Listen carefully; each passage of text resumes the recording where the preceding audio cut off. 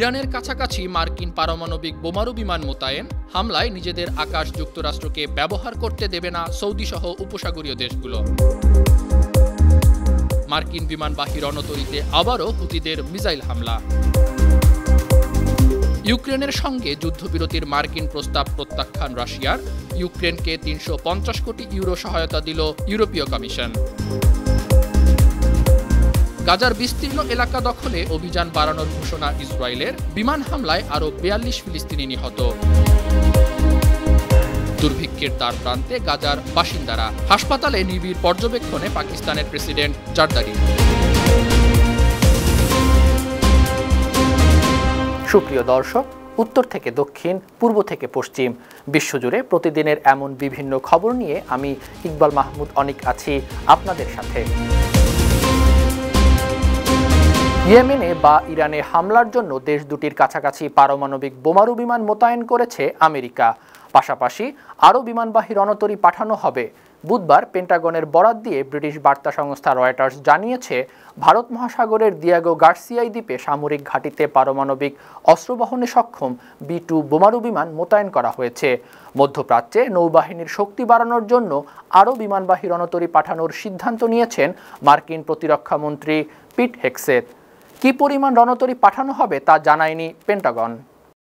এদিকে ইরানে হামলার জন্য নিজেদের আকাশ কিংবা সামরিক ঘাঁটি যুক্তরাষ্ট্রকে ব্যবহার করতে দিবে না সৌদি আরব সহ উপসাগরীয় দেশগুলো। লন্ডন ভিত্তিক সংবাদ মাধ্যম মিডল ইস্ট আইয়ের প্রতিবেদনে জানা গেছে, মার্কিন প্রেসিডেন্ট ডোনাল্ড ট্রাম্প যখন ইরানকে বোমা হামলার হুমকি দেন, তখনই সৌদি আরব, সংযুক্ত আরব আমিরাত, কাতার ও কুয়েত স্পষ্টভাবে জানিয়ে দেয় তাদের ভূমি বা আকাশসীমা যুক্তরাষ্ট্রের যুদ্ধবিমান ব্যবহার করতে পারবে না। প্রতিবেদনে বলা হয়, সৌদি আরব ও উপসাগরীয় দেশগুলোর এই সিদ্ধান্ত যুক্তরাষ্ট্রের জন্য বড় ধাক্কা। ট্রাম্প প্রশাসন ইয়েমেনের হুথিদের ওপর ব্যাপক বিমান হামলার মাধ্যমে ইরানের ওপর চাপ বাড়ানোর পরিকল্পনা করছিল। লোহিত সাগরে অবস্থানরত মার্কিন বিমানবাহী রণতরী লক্ষ্য করে আবারও মিসাইল ও ড্রোন হামলা করেছে Yemeni arm force. USS Harry S Truman নামের রণতরীটি লোহিত সাগর পাড়ি দিচ্ছিল।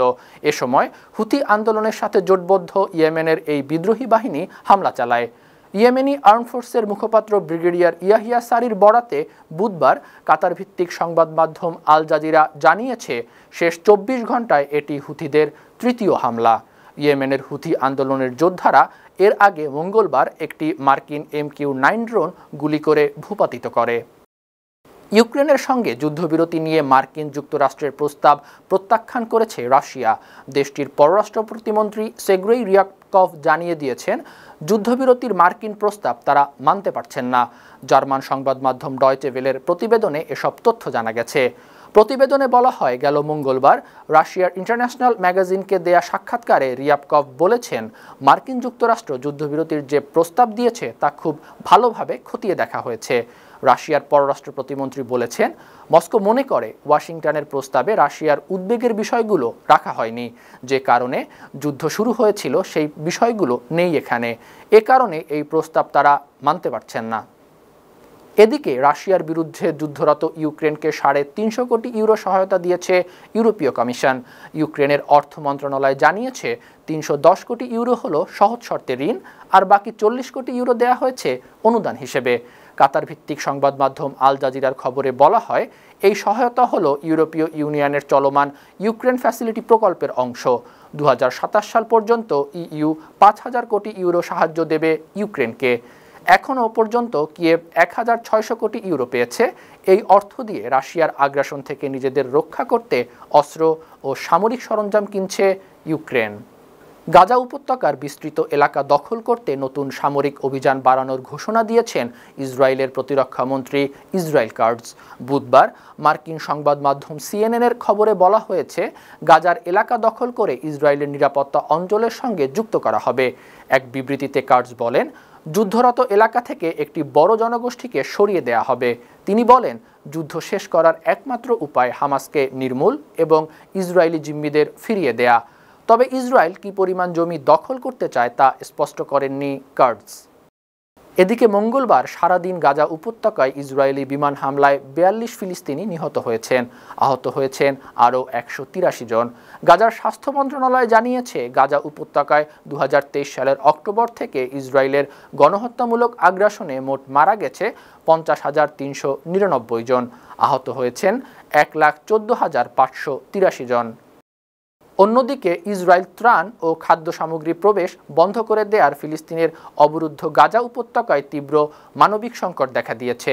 ময়দা ও অন্যান্য সামগ্রীর অভাবে বন্ধ হয়ে গেছে বেকারিগুলো। এমন অবস্থায় গেল বছর মার্চ মাসের মতো আবারও দুর্ভিক্ষের ঝুঁকিতে আছে ফিলিস্তিনিরা। আল জাজিরা ও আনাদুলু এজেন্সির খবরে বলা হয়, গেল মার্চ মাসের শুরুতে গাজায় মানবিক সহায়তা প্রবেশ বন্ধ করে দেয় ইসরায়েল। বুধবার পর্যন্ত টানা ৩১ দিন ধরে ত্রাণ প্রবেশ বন্ধ থাকায় চরম খাদ্য সংকটে আছে সেখানকার মানুষ। মঙ্গলবার সংবাদ সম্মেলনে জাতিসংঘ মহাসচিবের মুখপাত্র স্টিফেন ডুজারিকো বলেছেন, মানবিক বিপর্যয়ের শেষ সীমায় পৌঁছে গেছে গাজা। পাকিস্তানের প্রেসিডেন্ট আসিফ আলী জারদারি গুরুতর অসুস্থ। তিনি করাচির একটি হাসপাতালে নিবিড় পর্যবেক্ষণে আছেন। বুধবার পাকিস্তানি সংবাদ মাধ্যম এক্সপ্রেস ট্রিবিউন জানিয়েছে, জ্বর এবং সংক্রমণের কারণে তাকে হাসপাতালে নেওয়া হয়। প্রেসিডেন্ট জারদারির বেশ কয়েকটি মেডিকেল পরীক্ষা করা হয়েছে। চিকিৎসকরা তার শারীরিক অবস্থা নিবিড় পর্যবেক্ষণ করছেন। সুপ্রিয় দর্শক, এই ছিল আজকের বিশ্বজুড়ে প্রতিদিন। এমন আরও নানা খবর নিয়ে আগামীকাল আবারও আপনাদের সামনে হাজির হব। আপনাদের মন্তব্য, পরামর্শ আমাদের এই আয়োজনকে আরও প্রাণবন্ত ও সৃজনশীল করে তুলতে পারে। সেই পর্যন্ত ভালো থাকুন, সুস্থ থাকুন, ৫২ টিভির সঙ্গেই থাকুন। আল্লাহ হাফেজ।